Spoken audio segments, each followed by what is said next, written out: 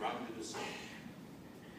And the amazing thing is, thousands of young Japanese Americans went from behind those barbed wire fences, leaving their families in prison, to fight for the basic fundamental ideals of American democracy, the ideals that they had pledged allegiance to when they were young and going to school.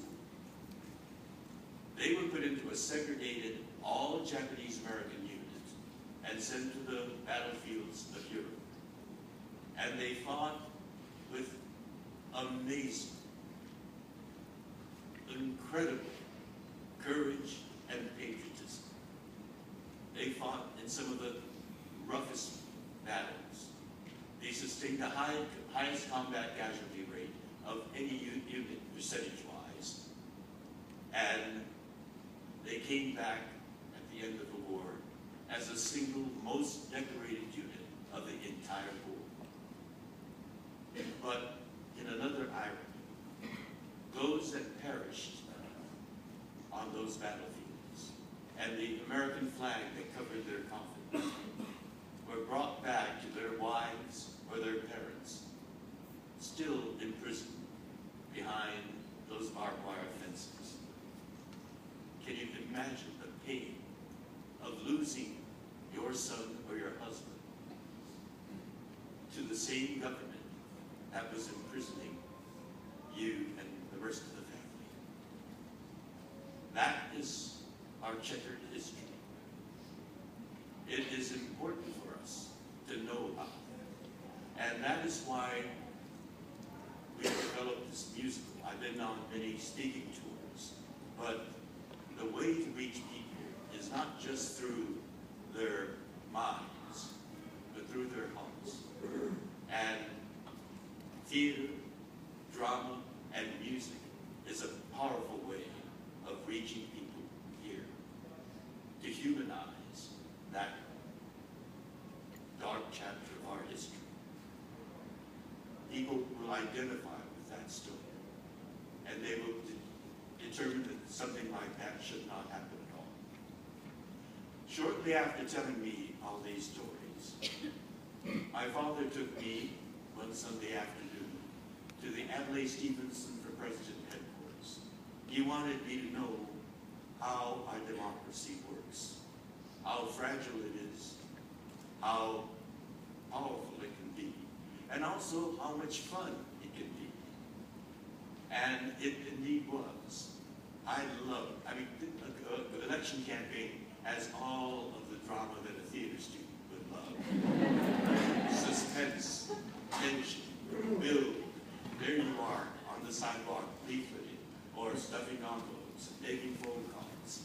You meet celebrities like Eleanor Roosevelt coming through the headquarters, or Senator Eugene McCarthy. It was a thrilling experience, and all build to that dramatic peak. It's either happy days are here again or black tragedy. With Governor Stevenson, it was black tragedy. And that taught me the importance of participating, to be an active participant in a participatory democracy. And I was involved in the George Brown for U.S. Senate campaign, Jerry Walde for Governor of California campaign, Tom Bradley for Mayor of for Los Angeles. All of the others were black tragedies, and finally with Tom Bradley, Mayor of Los Angeles, it was happy days are here again. So I came to understand about our democracy, its fragility, as well as its glory. While I was engaged in all these campaigns and other campaigns, the civil rights movement, the peace movement during the Vietnam War, the campaign to get redress for Japanese Americans for that incarceration, and that bore fruit at long last in 1988, when President Reagan signed the bill formally apologizing on behalf of the United States government for that unconstitutional incarceration and a token redress of $20,000. this country is big enough and confident enough to recognize a mistake that it had made.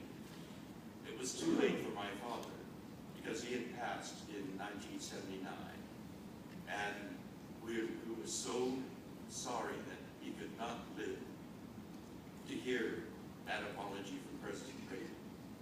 But it happens in this democracy, and the Japanese Americans made it happen. I've been involved in many, many campaigns while I was pursuing an acting career. In 1969, two important things happened. Star Trek was canceled. I was unemployed. But that same summer, something happened in New York, all the way across the country, in Greenwich Village. A gay bar in Greenwich Village called the Stonewall Inn had a revolutionary event happen. Gay bars were all over the United States in major cities. Gays, lesbians, bisexual, and transgender people gathered. We found comfort and peace and friendship there. I thought when I first discovered it. But then I heard from them that these bars were raided periodically by the police. And the clients there, the patrons there, were meekly marched out of those bars and put on paddy wagons and taken to police stations and fingerprinted and photographed. Their names were now on a list. It was a powerful and intimidating list. Careers could have been jeopardized, ruined, if their names were known publicly. It was that kind of society. They could have lost their families. On that summer of 1969, the patrons of the Stonewall Inn said, "I've had enough. We're not going to take this kind of bullying, this intimidation any longer." And there were a good number of drag queens there. When the police came to raid that bar, they resisted for the first time. They started throwing things at the police. Ashtrays, beer bottles, chairs, anything that they could get their hand on. And the police retreated and called for reinforcements. But during that time, the phone calls were made from inside the bar to their friends throughout Greenwich Village. And gays and lesbians came pouring out of the buildings in Greenwich Village. And by the time that the reinforcement arrived to the police, there were people out on the streets as well. And they joined in on the protest. They threw beer bottles, trash cans, everything. This riot continued for 5 days straight. And finally the police asked to negotiate a peace. And that was the beginning of the gay liberation movement. And yet, I was silent. I was unemployed. I needed to protect my career. Throughout all my advocacy during that period, the issue that was closest to me, organic to me, I was silent about it, simply because I wanted my life, my career. But because of those activists, society began to change. And it changed to the point where in California, both houses of our legislature, the Senate and the Assembly, in 2005, passed the marriage equality bill. It was a landmark event. It came from the legislature, not from the judiciary, as it did in Massachusetts. We were elated. All that bill needed was the signature of our governor, who was a movie star, Arnold Schwarzenegger. When he ran for office, he said, "I'm from Hollywood. I've worked with gays and lesbians. Some of my best friends are gays and lesbians, and some of them voted for him. But he had this right-wing Republican base, and he responded to that base, and he vetoed the bill. My blood was boiling. And that's when, in discussion with my husband, Brad, we decided I should speak out. And to speak out on that issue, I voice needed to be authentic. And I spoke to the press for the first time. And I blasted Arnold Schwarzenegger. And so I joined the movement, and I've been campaigning and advocating with a whole group of people throughout the nation on that equality movement, together with like Dennis and Judy Shepherd. And because of that, our society has changed. It has matured. And last summer, the Supreme Court of the United States came down with 2 measures that accepted marriage equality. And now, 1/3 of the nation, 17 states and Washington, D.C., our national capital, has marriage equality.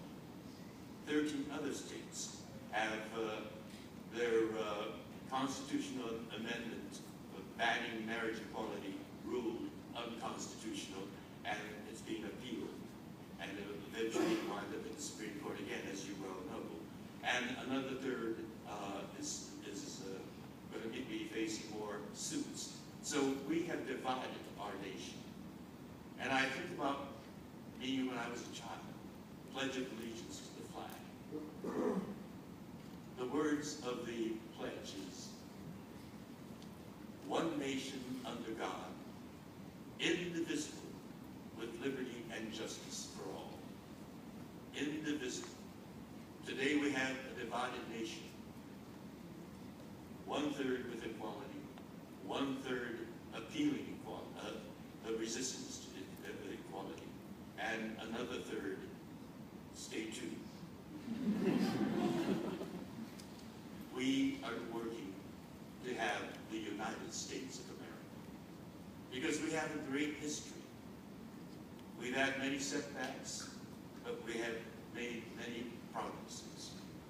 When this nation was founded, women had no equality. They couldn't vote, they couldn't own property, they had no rights over their own children. Yet, because determined women and fair-minded men challenged and debated and marched for equality, and today we've had 3 women secretaries of state right here.